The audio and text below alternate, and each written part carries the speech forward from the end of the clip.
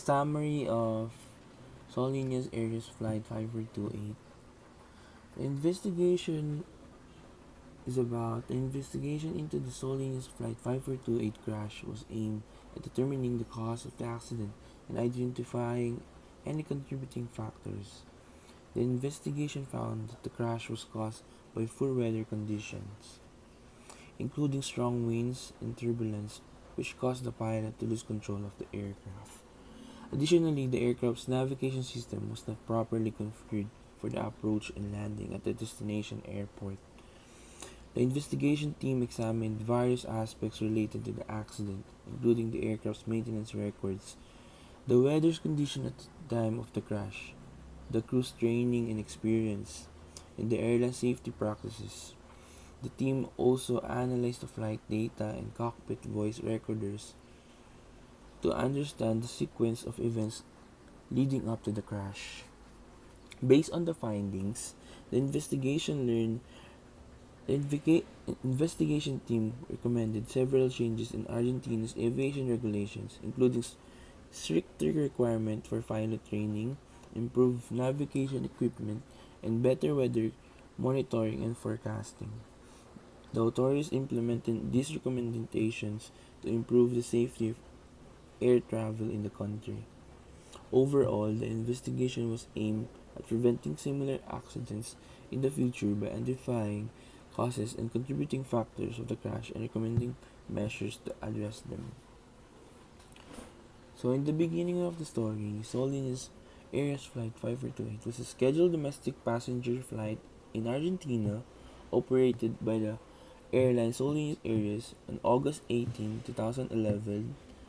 The Saab 340A aircraft took off from the city of Cordoba en route to Rio Cuarto. There were 19 passengers and 2 crew members on board on the aircraft. And in the middle of the story, during the flight, the aircraft encountered poor weather conditions, including strong winds and turbulence as the plane approached the destination airport. The pilot lost control of the aircraft and the plane crashed into a mountainous area near the city of Rio Cuarto. All 21 people on board the aircraft died in the crash. The investigation into the accident focused on various aspects, including the aircraft maintenance records, the weather condition at the time of the crash, the crew's training experience, and the airline safety practices. And the investigation team also analyzed the flight data and cockpit voice recorders to understand the sequence of events leading up to the crash. And in the end, based on the findings, the investigation team concluded that the accident was caused by poor weather conditions, including strong winds and turbulence, which caused the pilot to lose control of the aircraft. The investigation also found that the aircraft's navigation system was not properly configured for the approach and landing at the destination airport. As a result of the investigation, several changes were made to Argentina's aviation regulation, including stricter requirements of training, improved navigation equipment, and better weather monitoring and forecasting.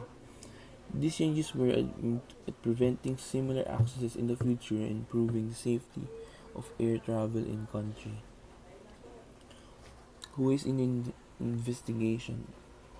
The investigation into the Solin's Flight 542 crash was conducted by the Argentine government National Civil Aviation Administration, called ANAC, and the Argentine Air Force Aircraft Accident Investigation Board, JIAAC. The investigation team consisted of aviation experts, engineers, and other professionals with expertise in areas such as aircraft systems, meteorology, and human factors.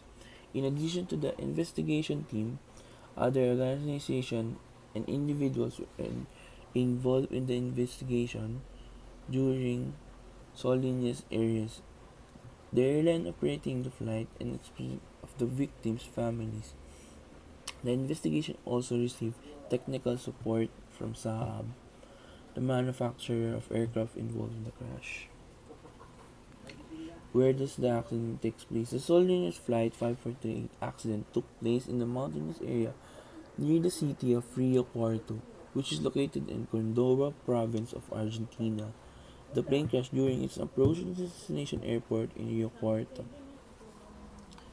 The problem is, the Líneas Flight 540 accident was caused by poor weather conditions, including strong winds and turbulence, which caused the pilot to lose control of aircraft.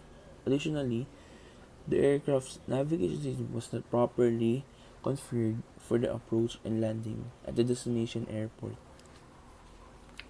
For me, the solution is stricter requirements for pilot training. The authorities implemented new regulations to ensure that pilots are adequately trained and experienced to operate in different weather conditions and challenging situations. Improved navigation equipment. The authorities required airlines to upgrade their navigation equipment to ensure that the systems are properly configured for each flight's route and destination. Better weather condition monitoring and forecasting. The authorities improved the country's weather monitoring and forecasting capabilities to provide accurate and timely information to pilots and airlines about weather conditions along the flight routes. Great emphasis on safety practices. The authorities place greater emphasis on safety practices in the aviation industry, including regular maintenance of aircraft and adherence to safety protocols by ground staff. That's all. Um, and I do have a copy of my receipt script, ma'am, of this video since it's long. That's all. Thank you po.